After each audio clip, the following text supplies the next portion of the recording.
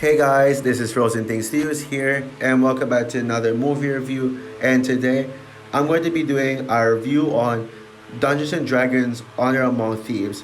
So, Dungeons and Dragons: Honor Among Thieves is a recent blockbuster that came out this year, and is directed by John Francis Daly and Jonathan Goldstein, who directed the underrated gem that is Game Night. Please check out Game Night, by the way; it's amazing. It stars Chris Pine, Michelle Rodriguez, Roger Jean Page, Justice Smith, Sophia Lillis, Hugh Grant, Chloe Coleman, etc. So basically, the plot for Dungeons and Dragons: Honor Among Thieves, it tells the story of a charming thief named Edgin who likes to go on missions to go on heist, but then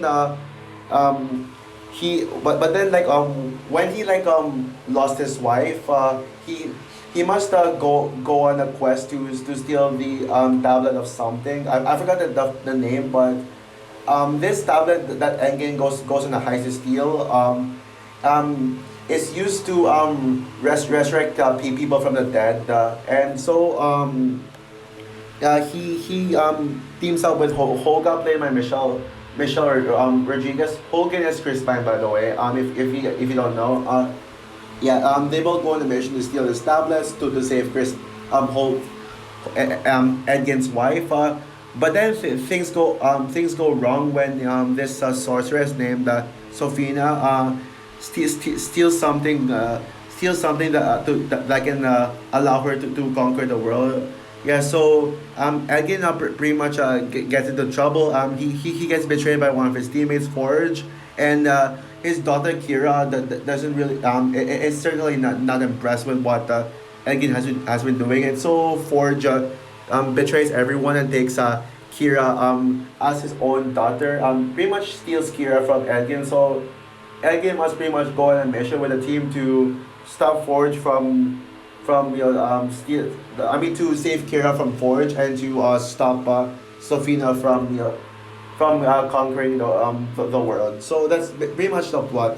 I know it sounds like there's a lot going on, but yes, it's a simple plot, but I'll get into more of that later. So first, let's talk about my expectations for this movie. Like always, how my reviews are usually structured. I like how normal reviews are structured. So yeah, so I was expecting this to be decent. I mean, I actually like the trailers. I like the trailers a lot more than other people did, and so I was really expecting this to be a simple, like, fun movie that that may have a pretty dumb plot, and I could clearly see like some major flaws in this trailer, like for example, the CGI does look bad, but I mean, I knew I was not gonna hate this movie. I've seen some people who say that this movie was going to suck, and even went as far as putting it in their least anticipated. But I was like, come on, guys, I give this movie a chance. This movie is gonna be at least fun. I never expected greatness from this movie. All I wanted was this movie to be fun. That's all. But then I saw the shocking reviews for this movie, like it's literally on the 90s and Rotten Tomatoes. Like, just when I thought this movie would get mixed reviews from the critics, like it had so much potential to be in the 50s on Rotten Tomatoes.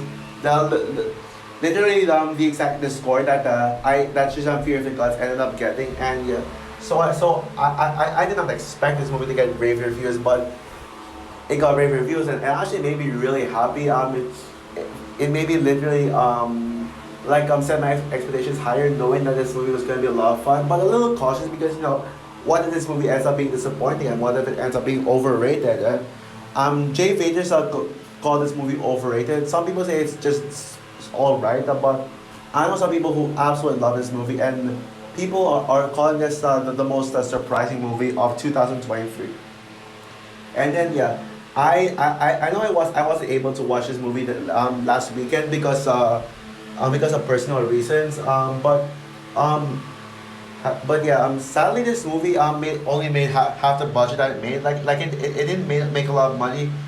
I think it's because of John Wick. A lot of people are watching John Wick Chapter 4. Like literally, when I was buying my tickets to see this movie, there was literally such a long line of people, like literally buying tickets for John Wick Chapter 4, and at least there were like quite a lot of people watching Dungeons and Dragons, just not as much as John Wick Chapter 4. Like so much people, and I think people are probably saving their money for Super Mario Bros. Movie, which comes out this comes out tomorrow, but unfortunately in my area, it's gonna come out on April 9th. It's gonna come out on April 19th, so it's gonna be a 2 week wait for me. I also watch this movie online. I have a plan because I really want to get my opinion on this movie out of the way first. So yeah, yeah, this movie is so much fun. Oh yeah, what I shouldn't have told my opinion yet, but yeah, I finally saw the movie, and what do I think of it now? Yeah, I think this movie is so much fun. Yeah, I said it already. I don't know why, but yeah, this movie is a total blast from start to finish, and it was a lot better than I thought it was gonna be. It's not like it's not just like some dumb fun movie with a dumb plot and a bunch of mindless entertainment. No, I mean that's probably what's the most surprising about this is that it's not dumb. It's not goofy. Yeah, sure. It is self-aware that it's not trying to be a masterpiece or groundbreaking or anything. But what this movie was trying to do with its audience, like it absolutely succeeded in them, and I had a good time watching this. Although yeah, the cinema was really bad in my opinion. I did not like the cinema at all. But even then, that didn't stop me from enjoying this movie because yeah, it was such a great time, and I think people should clearly watch this movie because I mean, people should yeah, watch this movie because it's not doing the best at the box office. I don't want this to be a box office flop, and literally last month were literally giving this movie backlash because the writers theory confirmed that they emasculated a if you don't know what emasculation means, it's basically where you make men weaker and you make a women stronger and yeah you'll probably know how much I am a strong defender of strong female characters. Like literally this movie is not woke. I mean even even if I watch this movie in the point of view of an anti-SJW, it's not woke. Thankfully, Geeks and Gamers gave us a positive review of it.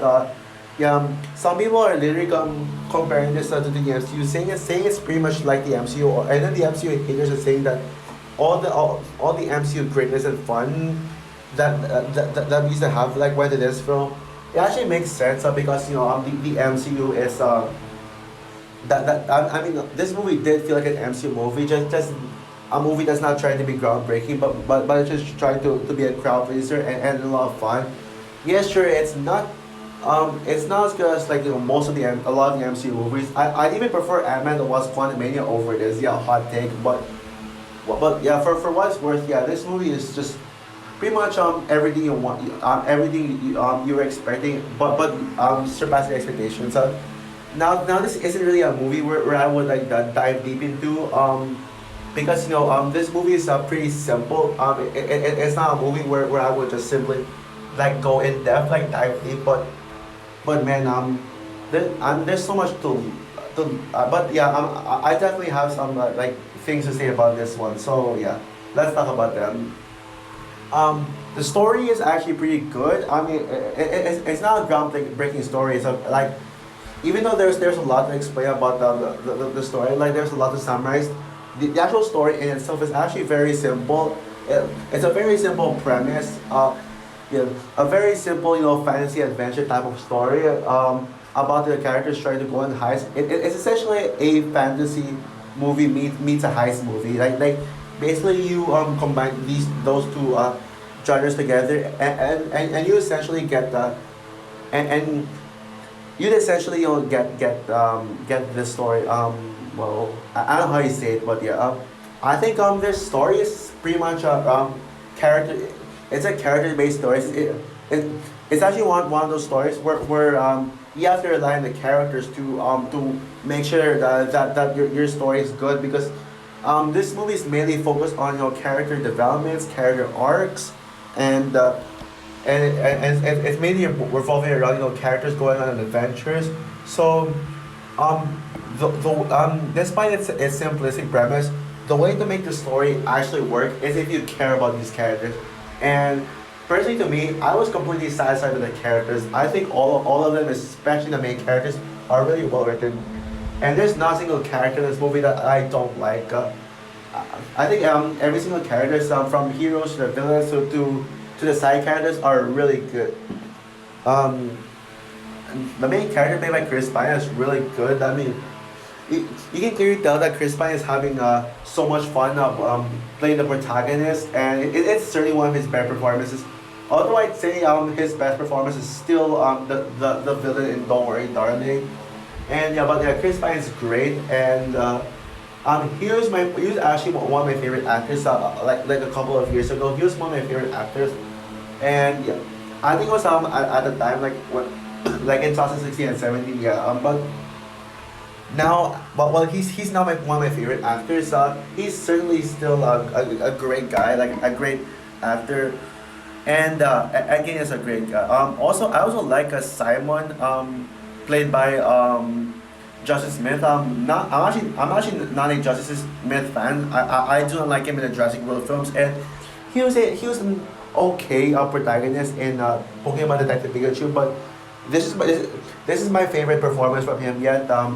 From Justice Smith yet. I absolutely love his arc of trying to believe in himself in order to get something he's worthy, but he's supposed to like take him, but I'm sorry, but I'm lost. I don't know how you explain that, but I'm sure there's an explanation to his arc, but I'm just not really using the right words right now. But yeah, but I also love Roger Jean Page. I love him. He's awesome. But as great as the men are, I think that the female characters are the two standouts. Yeah, I know. Call me bias, women bias, but it's true that the female characters are the standouts. Dorica would be my Doric played by Sophia Lillis is my favorite character. Yeah, I know. I might be biased because she kind of looks like a Max, like Max, like 50%. She kind of looks like Yosei. Only difference is that not as hot, but yeah, but I really like Doric. I mean, I love how she's literally the smart one, the smart one in the team. Like she literally knows what she's doing. There are times when Doric literally like tried to lead the team, and and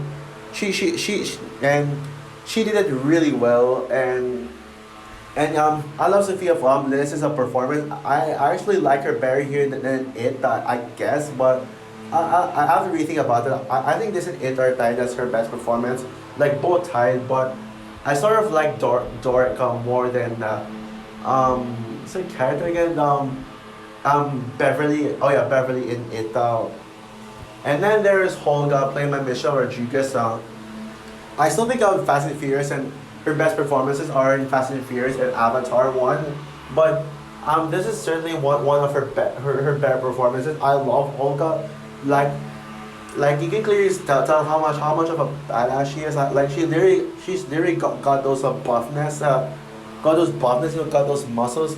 She could actually play she may be a good Abby in The Last of Us, because Abby is supposed to have muscles, and but I think that Michelle Rodriguez is a little too old to play Abby, so I'm still hoping it's Florence Pugh, but either way, I mean I love Holga, and yeah, she's definitely the strong one, and yeah, and also the villains were really good as well, a lot better than people say they are. I like Forge played by Hugh Grant. You can clearly tell that Hugh Grant is playing. You can tell that Hugh Grant is clearly having a fun time with this role, and yeah, he's having so much fun. And literally, he's very similar to Jeremy Irons' villain character in Dungeons and Dragons 2000. And by the way, speaking of that, I was supposed to like mention my quick thoughts on Dungeons and Dragons 2000 in the start of this review, like during the intro part. But so I'll say right now, I think Dungeons and Dragons 2000 is a terrible movie, but as bad as it is, I think it's more funny bad. Like it's it made me laugh at the dialogue and how corny and cheesy it is. And literally, Jeremy Irons gives like the most over the top villain performance I've ever seen, and over the top like sort of in a bad way, but at the same time, it's laughably bad. Yeah, but I think Hugh Grant is literally what Jeremy Irons is of villain should have been. He's Jeremy Irons' villain done right. I don't even remember the name of his villain role, so don't ask. And yeah, but the standard of the villains is Sophina. I mean, I love her. She kind of reminded me of Scarlet Witch in a way, and I love how powerful, ruthless, and threatening she is. And yeah, she's a great villain. She's the standard of the villains, even though Doric is standard. And I gotta give it, I gotta give a shout out to Kira Edgit's daughter. Yeah, because Kira's actually Kira's among my top three favorite characters in the movie in general, and she actually would have been my favorite character in the movie if only she had more screen time. But I guess it wasn't like enough for me to call her the best character in the movie. But I loved her. She's just so sweet. She's so sweet, likable, and charming, and yeah. And also I love the Chloe Coleman. Like definitely a step up from her annoying performance in My Spy. Oh wait, actually, oh yeah, actually, I don't even remember if I liked her in My Spy or not, but we'll see. I don't even care about the movie, but yeah, but I think even with all these characters, I think the best aspect of this film is clearly the action series. The action is absolutely intense, and I think it's perfection. Literally, like every time there's an action scene, it literally excites me. It gives me chills. It leaves me on the edge of my it, it leaves me on the edge of my seat. I think it's perfectly choreographed, and man, like the score slaps. Second best score of the year. My favorite score of the year so thus far is Creed 3, but this one comes close. And I absolutely love the fantasy vibes, like medieval vibes that the score gives. So yeah. Now this is not a flawless movie. There are some flaws I have in this movie. I personally think it was too long. That's probably my one flaw with the movie. I think it is far too long. It's 2 hours and 15 minute movie, and I think for a simple concept that this movie tried to tell, for the story that it's trying to tell, it's too long. I think this movie should have been an hour and 50 something minute movie, like any movie within the hour and 50 minute mark, or at least to like shorter than like, or at least just 2 hours like sharp, or like around that. But 2 hours and 15 minutes, man, it's just that's overly long. And I will admit the middle act does get slow and dull. Like so, not every single moment in this movie is a hit. Yeah, a lot of the stuff in the middle scene um could have been removed from sorry I'm stuttering. I'm sorry guys, but yeah, some of the stuff in the middle act could have been removed. One example of a scene that I personally would have deleted is the scene when Holga like visit her old house, as we saw them in the beginning of the movie, and she like meets with this dwarf, like hobbit sized character, and yeah. But yeah, that scene might have been cut, and some unnecessary talking scenes that doesn't really add anything to the film. But besides those flaws, Dungeons and Dragons Honor Among Thieves is a blast. It's such a surprise. Well, not much of a surprise. I'm sure there may be more surprising movies this year, but overall, yeah, this movie was a blast. I had a good time. I know I spent like so many times like literally talking about each character, but the character is just really good, and like what I said, the story literally requires you to care about these characters in order for the story to work, and it did for me. But clearly the fun of this movie is the standout. Yeah, sorry if I keep starting. I'm actually my voice is starting to get tired. So yeah, with that said, I'm gonna give Dungeons and Dragons Honor Among Thieves a 9 out of 10. So for my review of Dungeons and Dragons Honor Among Thieves, what is your opinion on this movie? Do you agree with me that this movie is great? And yeah, comment down below, like, subscribe, hit the notification bell, and stay tuned for my rant on the news of Moana getting a live action remake, as well as my rant on the Super Mario Bros. Movie. So yeah, bye guys.